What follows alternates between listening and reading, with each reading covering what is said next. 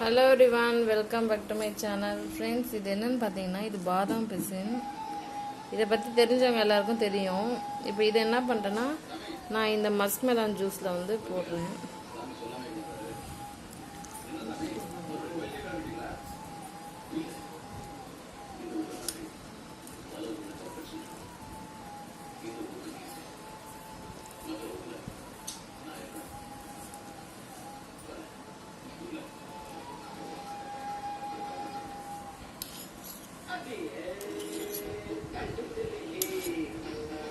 Next இது வந்து பார்த்தீங்கன்னா சப்ஜா சீட்ஸ், ஓகேங்களா?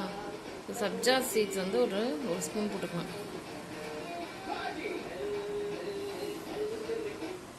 அவ்வளோதான்.